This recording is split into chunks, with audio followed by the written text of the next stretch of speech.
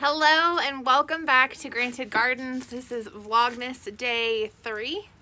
The weather is kind of cooperating right now. It's not too bad outside, so I'm going to do a few things outside real quick. One of the things that I've been wanting to address is our worm compost bin. So we've had our worms now for I think about a little over a year maybe, and I just kind of want to clean out where they're living in. Now, this isn't something that you really have to do regularly. Usually you would want to do this more in the springtime when you're planting stuff so that you can use the compost for your plants. However, it just needs cleaned out, and so this is the time that we're doing it. This is by no means a how-to video. The concept here is that like your worms will usually break down everything that you give them. And it doesn't like smell or anything, which is the bonus of having a worm compost bin.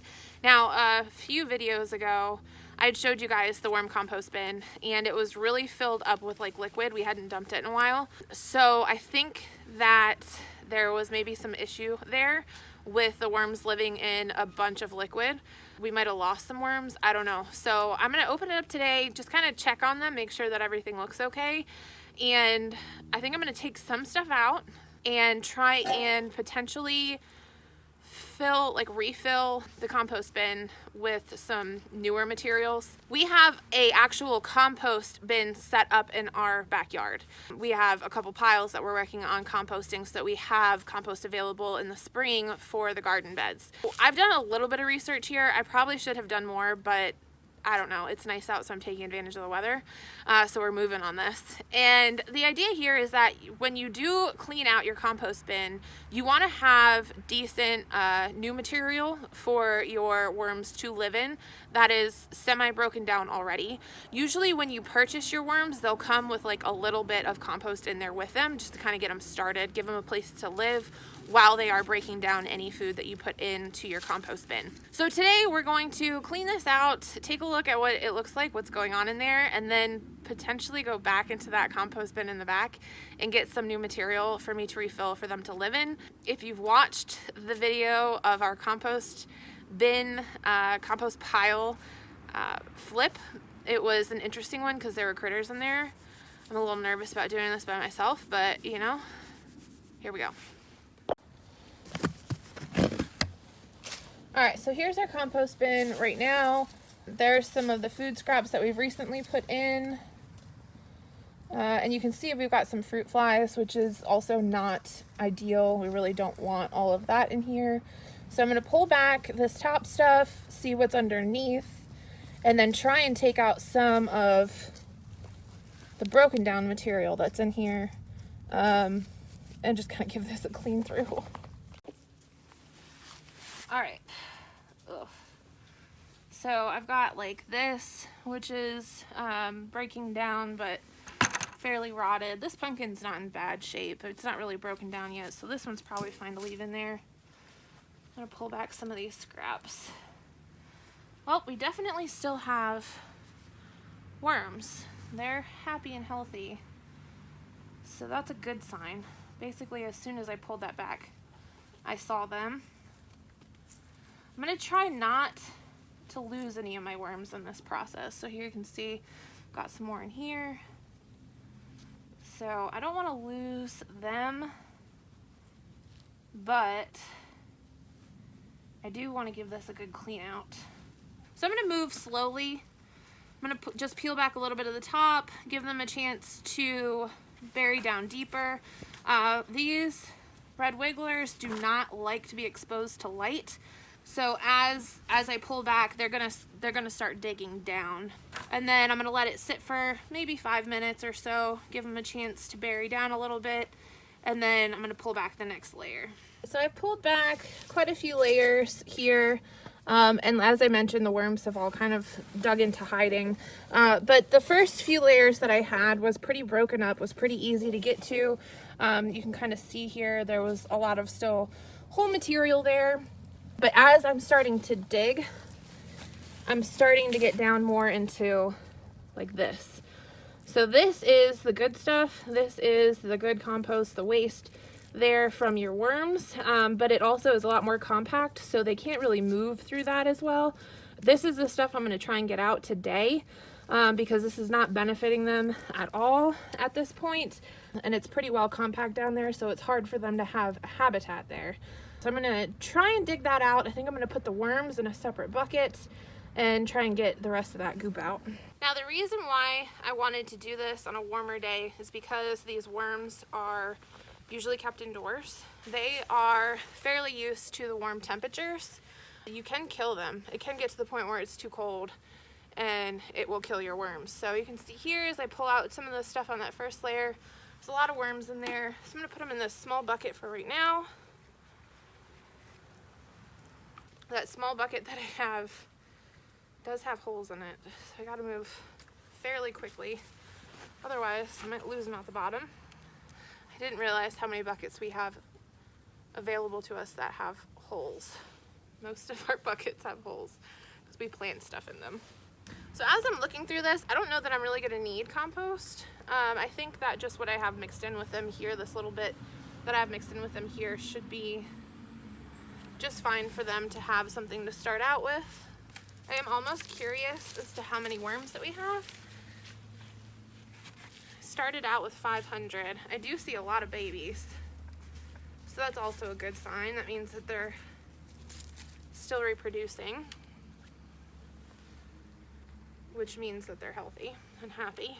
They seem to like the eggshells. It's funny because the eggshells don't break down nearly as fast, but it looks like that's where a lot of them are hanging out.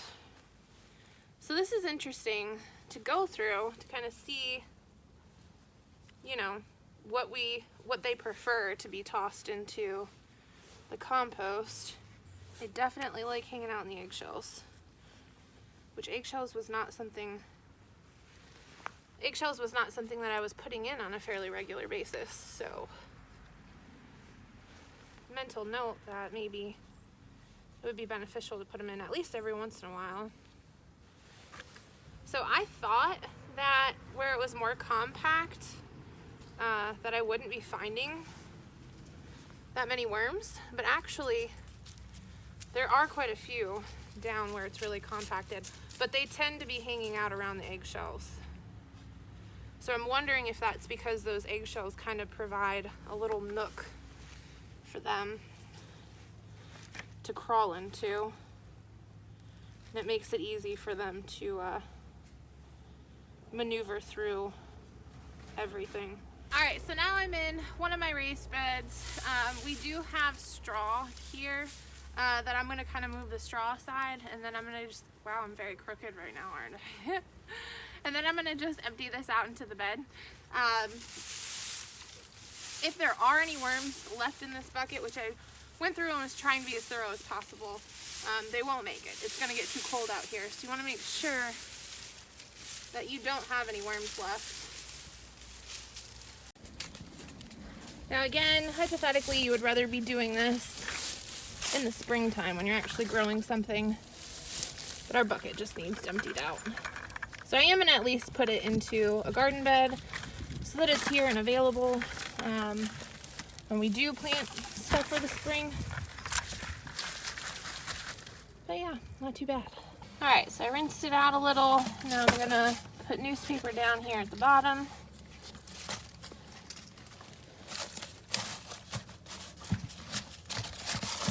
And put my worms back in.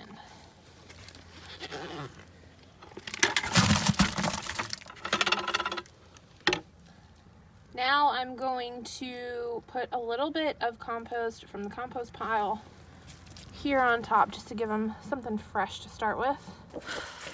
I'm seriously second guessing everything that I'm doing right now. I'm scared. So scared. I don't know. I don't know if I should take from like the pile or if I should just take from the compost pile. Let me show you what I'm talking about. Alright, so that is the pile. That's my compost pile that I started in the spring, but that's the one that also had critters in it when we opened it. That, on the other hand, is our kind of catch-all compost pile, which I feel better about digging in because I've dug in that before. I think I'm going to go with this one. And I'm just going to get a little bit of material. Nothing crazy. Just from the center here, you can see, whoop, it's a little bit more broken down in here. A little bit. Just get a couple handfuls of this stuff.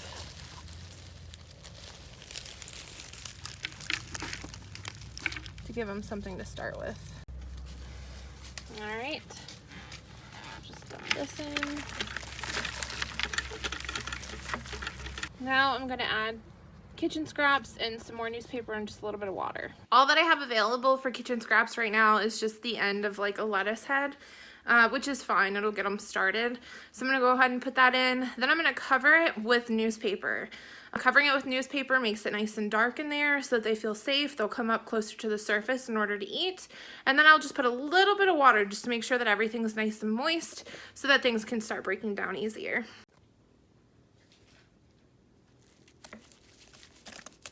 I did try to break it up a little bit for them. The smaller the pieces, the easier it will be for them to eat.